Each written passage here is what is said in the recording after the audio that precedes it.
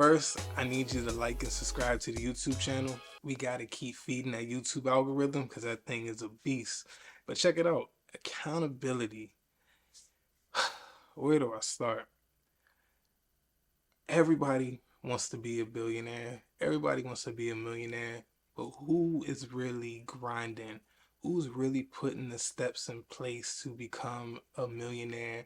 And a lot of people like to say breaking generational curses. Um, Financial literacy is something that not everybody grasps, but once you grasp it, you realize how simple money is. And money can either go up or down. There's no in between, no wiggle room. Either goes up or it goes down. And you can figure out how to make your money go up, or you can continue your bad habits and continue to make your money go down. That's it. It's simple mindset adjustment. It's all behavior. Money is all behavior and what you want it to do. Your money can work for you or it can work against you. Um, but people, I notice, want the fast track to success. It's rare that you see people actually want to grind. Everybody wants the end. And social media plays a big part in it because you only see people's wins. Nobody posts failures. Nobody posts their setbacks. Nobody posts the grind. It could take somebody 6 years, 7 years to get where they're at. But all of a sudden, overnight, you're thinking like, oh man, this person did this person did that. But ultimately, we don't know what it took for them to get there. And I feel like if people told their stories more and people showed what it takes to really get to where you're at the legal way, I'm not talking about scamming, I'm talking about legitimate, how people really got it out the mud. If people really showed the ups and downs, it can actually paint a realistic timeline for people to realize wealth is not going to come overnight. Wealth is not going to, you're not going to wake up one night and, you know, wish upon a star and hope and pray in the morning you wake up to $1 million. It doesn't work like that. You gotta put in the work. You gotta stop pointing fingers. And I understand, yes, I'm a person of color, but I'm not blaming this person. I'm not blaming that person. I'm not blaming the system. I don't come from privilege. I don't come from a financially savvy mother, a financially savvy father. I had to teach myself all this. And I'm still learning. There's still things I'm not an expert in, but that's what life's all about. Life's about figuring things out. Life's about failing. Life's about succeeding. Life's about learning what you did wrong last time so you don't make that same mistake again. I'm a person of color, but I cannot continue to blame the system for my setbacks, for my personal setbacks. I can't continue to blame that person or blame that person because it's enough free education. There's enough tools that we have access to. If we can Google how to do X, Y, and Z, we can Google, hey, how do I get out of my situation? How do I have a better life? How do I finish school? How do I become an astronaut? How do I become a mogul? How do I become this? Whatever you want to become, you can research it. You can ask questions. People are so ashamed, so prideful to ask somebody that's doing better than them because they want to look lit. They don't want to look like they don't got this. And people are so afraid. People are so scared to ask the young lady over there, hey, how did you become successful? They're afraid to ask that old man over there, hey, how did you do this? How did you do that? Me personally, if I see an old man, if I see an old white man, I see an old black man, I see an old Asian, Hispanic man, I don't care where you're from, old white lady, old black lady, old Hispanic lady, I don't care, old Asian lady. If I see something that you got and like, oh man, maybe they have a nice car, or maybe I'm eavesdropping in their conversation, they're talking about stocks or they're talking about real estate, best believe I'm going to introduce myself and be like, sir, ma'am, can I pick your brain? Let me ask you a couple questions. People are so prideful because you want to look lit. You want to look like you already got it. You want to look like you have this and have that. But then you're going back home hating your situation, going back home and hating on this person, hating on that person. You got to get that hate out your heart and don't be afraid to ask questions. Nobody got to where they're at without asking questions. And I'm going to flip it to the people that are successful too. If you are successful and you see somebody, you see potential in somebody, don't just disregard what they have to say. And of course, people are going to charge for a course. They're going to charge you for their time, which, hey, it, if that's what it is what it is. But don't talk bad about these people that don't want better for themselves and don't have this and don't have that. And you have the tools and you came from adversity. You got to kind of give back in a way. And I'm not saying you got to give 100% of your vested time and 100% of your vested money into these people. But if somebody wants to pick your brain for a couple minutes, hey, be open to it. Be open to the conversation, because you never know, that 30 seconds, that 1 minute conversation you have with somebody, it could completely change their lives and they can get them out of their situations. Um, but accountability is a big thing. And I realize, me personally, I like politics, but I don't get involved with politics because that just leads to fistfights and relationships that will never be repaired. So I don't care about Joe Biden. I don't care about Ron DeSantis. I don't care about Donald Trump.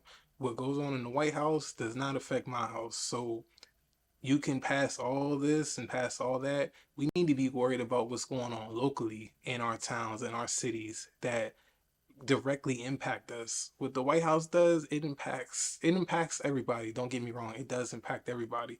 But your local legislators, they're passing laws right under your nose and you're not even realizing. And when things go bad, the first thing that people do that are ignorant to things and don't understand how politics work, how laws work, how bills work, they're gonna blame Joe Biden. They're gonna blame Donald Trump. But your local mayor and your local state delegate passed this, passed that. Why are we not holding them accountable? So accountability goes for all aspects of your life, not just with your job, not just with your money, but what you're consuming, what you're feeding your brain on a day-to-day basis. I'm not talking about food, I'm talking about content. It all goes to what you're consuming on a day-to-day basis. Your algorithm will get destroyed if you're consuming content that's not good for you. That's all you're going to see in your algorithm. You're not going to see people like me, people like Anthony O'Neill, people like Earn Your Leisure, people like Anton Daniel. You're not going to see that type of content because your algorithm's destroyed. You might love drama. You might like seeing a fist fight here and there, but that little entertainment that you get on TikTok, that you get on Instagram, you get on YouTube, it's not impacting your life in a good way. You're still stuck. You're still in a position that you're unsure how to get out of. And you just constantly consume, consume, consume. And that just becomes a part of you. It just becomes a part of your life. And sometimes you gotta cut out social media. Sometimes you gotta cut out things that are bad for you in order to better yourself and better your situation. Um, Before the pandemic, I was reading so many books. I wanted to know, and I'm going to be honest, I wanted to know how white people did it. I wanted to know how they became so successful and live such modest lives, but they got all this money in the bank. I didn't understand that you could live a middle class life and be an everyday millionaire. I never realized that. I thought a millionaire or a billionaire was driving Ferraris, driving Lamborghinis, driving Maybachs, driving the Rolls Royce, driving, those type of vehicles and living in these mega mansions with 8 to 10 rooms. But whole time, the millionaire could be literally right next door. Pun intended. Check out the book, Millionaire Next Door. That's a life-changing book, and it will put you on a path to realize how wealth works, how money works, how to make your money work for you. Um, it's just all about accountability. Like, and if you only know about Drake, you only know about NBA YoungBoy, Lil Durk beef, you only know about Bad Bunny, that's a problem.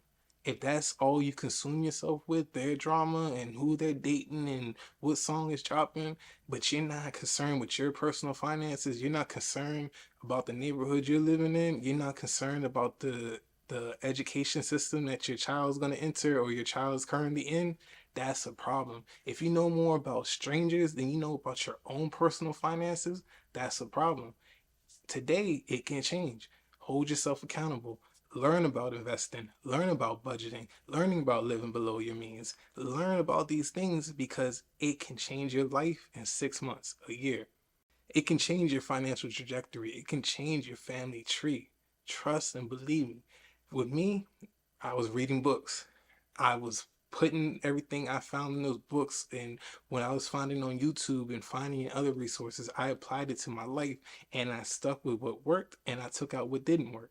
Dave Ramsey, I'm a big fan of Dave Ramsey when it comes to getting out of debt, but his investing advice and some of the other things is personally not for me. I don't like the things that he talks about when it comes to investments. This doesn't align with what I agree with and what works for me. So what did I do? I found other people that kind of aligned with him. The Money Guy show. I love those guys. They're right outside of I think Nashville. I don't want to say they're competitors, Dave Ramsey, because I feel like they're all in the same bubble. But what they teach is what I align with, and applying those principles to my life actually helped change my life and help me hold myself accountable. Then when I found Earn Your Leisure and I saw people that look like me and talk like me and come from the same culture and be passionate about the same things I'm passionate about, it was to the moon. And even when it comes to them, everything, I don't agree with everything that they do or everything that they say, but you just take what you agree with and you take things that you don't agree with and try it out. If it doesn't work, don't apply it. If it works, apply it. Financial literacy is what's going to break the wealth gap. It's what's going to get you on an even playing field and get us to where we not begging for reparations, where we're not begging for this, begging for that. As much as I want reparations, reparations are never going to come. They're never going to cut us a check for $3 million, $4 million. I mean, with inflation, I mean, damn, it should be at like $500-600 million. We're never gonna get a reparation check, so we gotta stop begging the government for something that they're never gonna give to us and learn how to make it on our own. And we think they're just gonna sit there and cut a check for us. They're never gonna give it to us. What president in their right mind is going to go in and be like, yeah, reparations, reparations? We're not going to get it. We got to stop sitting around and begging and hoping that reparations are going to come. As much as I would want to, I would never talk in this camera again because I would be God knows where with all that money. It's not going to happen. We got to stop waiting for the government to take care of us. It's all up to us. They don't care about us enough and what's going on in our day-to-day lives to actually sit there and forgive this and take this off, take that off. They're not going to forgive your student loans. You got to pay them back. There's just certain things with the government you're not going to win, and you're going to spend all your best years fighting with them and realizing you're never going to get nothing out of it. So I wish I could get my reparations check. I wish my mother could get her reparations check. I wish my grandmother could get her reparations check. I wish I have great aunts and great uncles out there. I wish y'all could get your reparations checks, but it's never gonna happen. And we're gonna be talking about it when we're older, when we're senior citizens, about reparations. As much as as much as I want it, as much as I feel like we deserve it, it's never going to happen. But we can build wealth. We can change the narrative and we can start slowly climbing out the hole, climbing up the hole. We'll never be on the even playing field, but we'll have some advantages. They'll have some disadvantages and vice versa. But please hold yourself accountable. Learn these things. It's boring for some people. It's not fun. But when you see your account start going up and up and up, and you start eliminating those bad habits in your life is going to change for the better. Your future self's going to thank you. Your kids are going to thank you. Your family members are going to thank you. And that's making it. Not becoming a rapper, not becoming a global superstar, not becoming a super content creator, but it's learning finances and changing your habits. It's a lot. I was just speaking from the heart. I didn't have anything written down, y'all. But appreciate y'all checking out the video. I'm hoping you guys will get curious about finances, get curious about wealth, start asking those questions, and going out there and changing your family's life. Better Living Financial, we out.